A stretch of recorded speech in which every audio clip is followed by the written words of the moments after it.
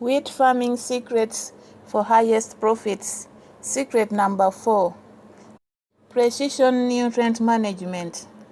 These are sustainable techniques that increase yields by 45% while cutting costs by 40%. Moving beyond blanket fertilizer applications.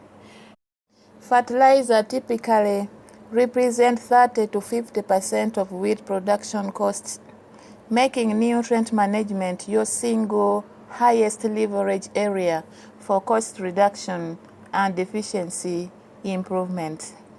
Conventional blanket fertilizer applications, applying identical rates across entire fields based on average soil fertility, crop removal, or simply what I have always applied, wastes enormous amounts of expensive nutrients through over application in high fertility zones and application in deficient zones, poor timing that doesn't match crop demand, and improper placement that reduces uptake efficiency.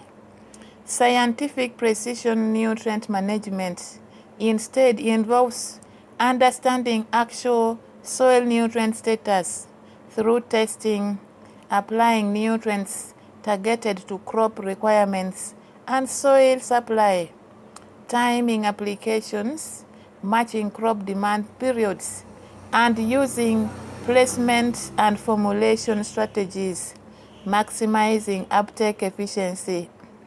This approach typically reduces fertilizer costs between 20 to 40% while maintaining or increasing yields through better efficiency, creating the rare situation where you simultaneously cut costs and improve results. Let's look at soil testing and nutrient mapping. Begin each rotation cycle with comprehensive soil testing, revealing actual nutrient status rather than guessing needs.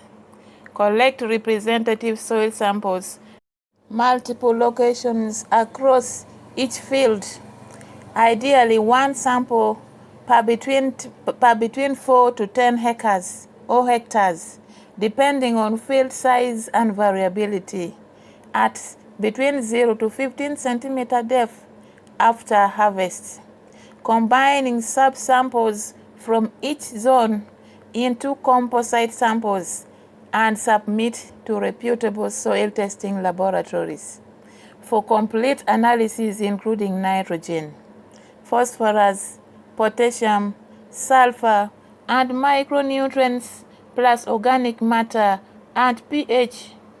If your farm has access to GPS technology and variable rate equipment, grid sampling, that is collecting separate samples from regular grid points across fields, allows precision facility mapping and identifying high and low fertility zones, enabling variable rate application targeted to actual needs.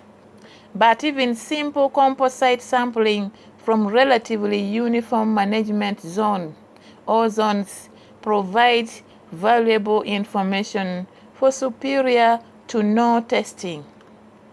Strategic nitrogen management. Nitrogen represents your largest fertilizer expense, typically between $80 to $150 per hectare, depending on rates and prices, and greatest opportunity for improved efficiency. Calculate nitrogen requirements based on realistic yield goals. For example, 4-ton target yield removes approximately 100 kilogram nitrogen per hectare. Credit nitrogen supplied from soil organic matter mineralization, which is approximately 20 to 40 kilogram of nitrogen per hectare annually from soils with 2 to 3% organic matter. Credit nitrogen from previous legume crops, which is between 40 to 80 kilograms nitrogen per hectare available in your following legumes. Subtract these credits from total requirement to determine synthetic nitrogen needs. Then split applications between planting and later growth stages. Typical optimal strategy applies 30 to 50% of nitrogen at planting, providing early seedling nutrition, then remaining 50 to 70% as top dressing, at tillering, or early jointing stages, approximately between 30 to 45 days after emergence. When nitrogen demand accelerates and you can assess actual crop status, adjusting rates to observe the growth. This split application approach matches nitrogen availability with the crop demand, reducing losses from leaching or volatilization, allows adjusting rates based on crop status and weather, and typically improves nitrogen use efficiency 15 to 30% compared to simple pre-plant application. Let's look at phosphorus and potassium management. Phosphorus and potassium have lower mobility in soil than nitrogen, making strategic placement particularly important. Apply phosphorus and potassium based on soil test recommendations, correcting deficiencies, recognizing that wheat removes approximately 0.4 kg phosphorus and 0.25 kg potassium per 100 kg grain produced. So 4-ton yield removes roughly 16 kilograms of phosphorus and 10 kilograms of potassium per hectare. Soils testing medium or higher in potassium and phosphorus may require no additional application in individual years. Instead, building fertility gradually over rotation cycles. When applications are needed, band replacement near seed rows, but not in direct seed contact, which can reduce emergence.